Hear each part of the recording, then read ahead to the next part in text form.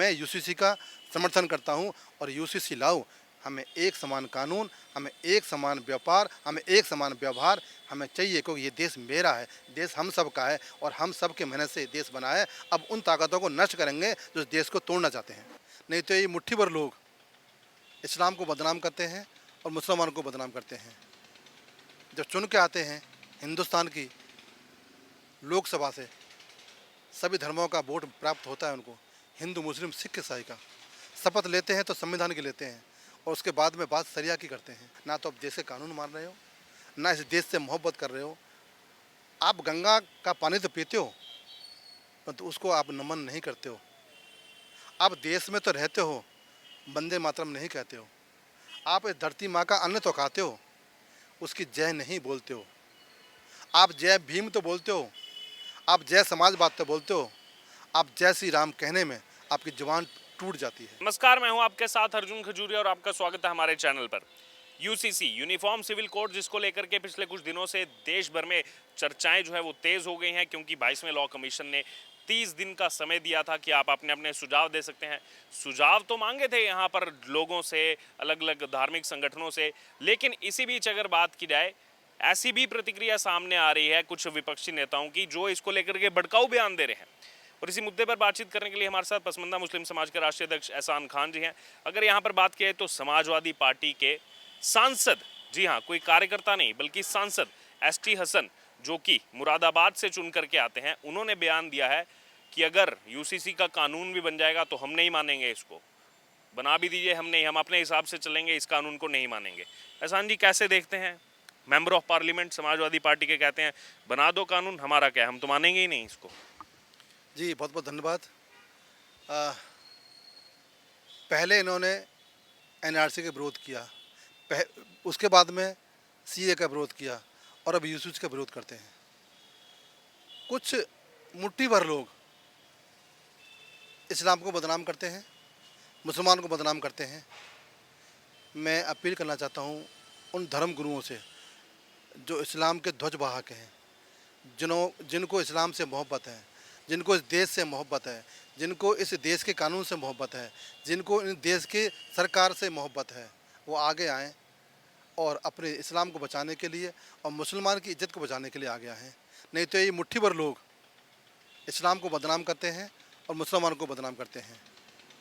जब चुन के आते हैं हिंदुस्तान की लोकसभा से, सभी धर्मों का वोट प्राप्त होता है उनको, हिंदू मुस्लिम सिख ईसाई का, शपथ लेते हैं तो संविधान की लेते हैं और उसके बाद में बात सरिया की करते हैं।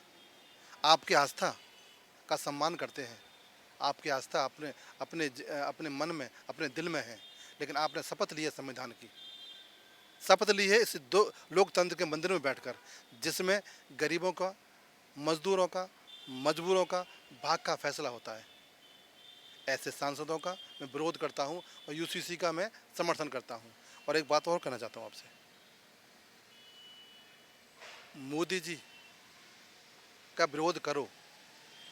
आप राजनीतिक पार्टी हैं, आप समाजवादी पार्टी से लोग आते हैं, आप करो, कोई आपत्ति नहीं है देश को, परंतु आप उस कलाम पाक का हवाला देते हो जिससे मुसलमान का जीवन का रास्ता निकलता है।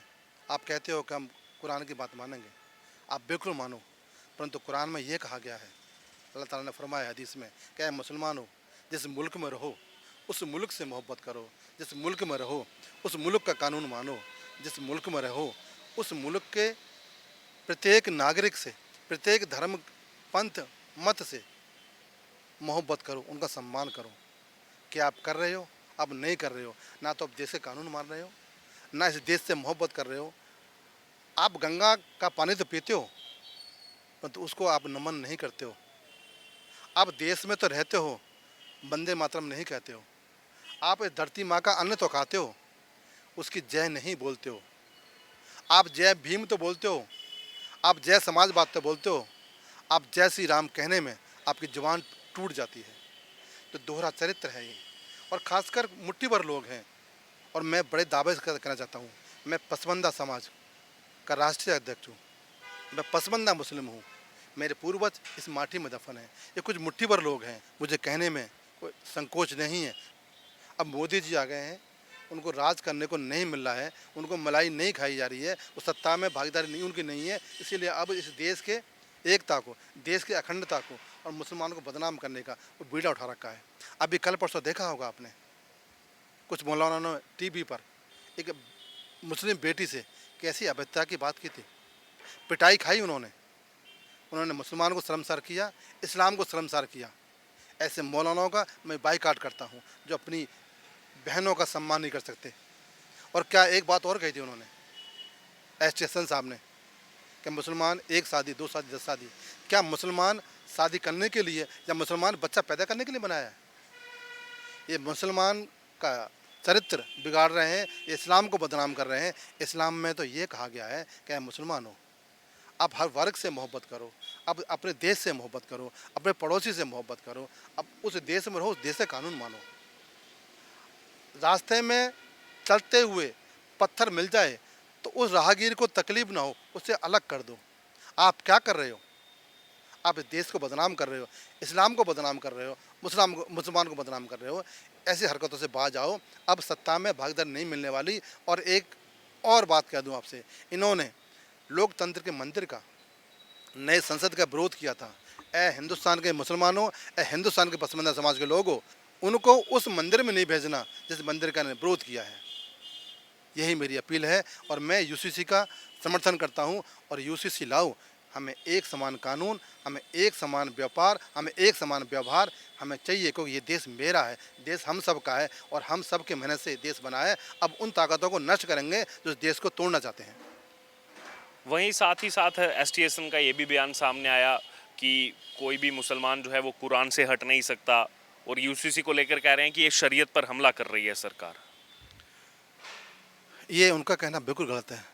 मुसलमान कुरान से नहीं हट सकता, मैं भी कह सकता हूँ, परंतु कुरान तो ये कह रहा है ना कि जिस देश में रहो उस देश से कानून मानो, जिस देश में रहो उस सरकार का सम्मान करो, जिस देश में रहो उस देश के नागरिकों से प्यार करो, जिस देश में रहो उसकी गंगा जमुनी तहजीब से प्यार करो, जिस देश में रहो उसकी संस्कृति से प्यार करो, जिस देश में रहो उसके संस्कार से प्यार करो। तो क्या कुरान ये कह रहा है कि आप देश के कानून मत मानो? क्या कुरान ये कह रहा है कि देश के संस्कार को मत मानो? क्या कुरान ये कह रहा है कि पड़ोसी के से प्यार मत करो? क्या कुरान ये कह रहा है कि जिस देश में रहो उस देश में बगावत करो? कुरान तो कह रहा है कि सब मिलकर जहाँ जहाँ रहते हो, जिस मुल्क में रहते हो, उस देश के कानून को, उस देश से मोहब्बत, उस देश से इंसान से मोहब्बत और सभी धर्मों का सम्मान करो। कुरान ये कह रहा है। जो आप कह रहे हो वो कुरान नहीं कह रहा, आप कुरान को नहीं मानते हो। क्या लग रहा है ऐसी स्टेटमेंट्स क्यों आती हैं? क्योंकि साथ ही उन्होंने बयान भी दिया, अपने इसको एक्सप्लेन भी कर रहे हैं कि मान लो किसी से शादी हुई है, एक पत्नी अगर वो बीमार है, उसको कुछ अगर बीमारी है, वो कहती है कि नहीं आप दूसरी शादी कर लो, तो केंद्र सरकार को इसमें क्या आपत्ति है? क्यों ये हमारी जो है पर्सनल चीज़ों में आ रहे हैं? मुट्ठी भर लोग जो मुसलमान हैं वो हमेशा हमेशा से इस्लाम को बदनाम करते आए हैं, मुसलमान को बदनाम करते आए हैं, और वही उनकी एक चरित्र है, वही उनका चेहरा है। मैंने कहा था एक बार आपसे कि यूसीसी का अब विरोध करने वाले हैं, विरोध वो करेंगे जो कुरान को नहीं मानते हैं, विरोध वो करेंगे जो इस माँ भारती को अपना नहीं मानते हैं। वो केवल और केवल रहने का, आराम कहाँ का जगह समझते हैं। लेकिन आपने कहा है कि शादी और गृहस्थी एक अलग विषय है, परंतु मुसलमान का काम ये नहीं है कि वो 10 शादी करे, 5 शादी करे, 4 शादी करे। मुसलमान तो केवल और केवल इस देश को, संस्कार को एक दिशा देने के लिए, एक अच्छा आचरण बनाने के लिए, एक इंसान बनने के लिए, एक अच्छा एग्जाम्पल सेट करने के लिए मुसलमान कहा जाता है, ना कि देशद्रोह करने के लिए, ना आतंकवाद करने के लिए, ना मारकाट करने के लिए, और ना ही देश का माहौल ख़राब करने के लिए। कुछ मुट्ठी भर लोग हैं जो ऐसा काम करते हैं। उनमें से एक ये भी है जो कि उन्होंने अनबसरा बयान देते हैं और देश का माहौल ख़राब करते हैं। तो ये थे हमारे साथ पसमानदा मुस्लिम समाज के राष्ट्रीय अध्यक्ष एहसान खान, और इन्होंने अपनी बात रखी जो समाजवादी पार्टी के सांसद एसटी हसन का बयान सामने आया यूसीसी को लेकर, भड़काऊ जो बयान उन्होंने दिया है, उसी संविधान का वो विरोध कर रहे हैं जिसकी उन्होंने शपथ कुछ देर पहले ली थी, और देश की जनता ने ही उन्हें, एक लोकसभा सीट की जनता ने ही उन्हें सांसद चुन करके भेजा था।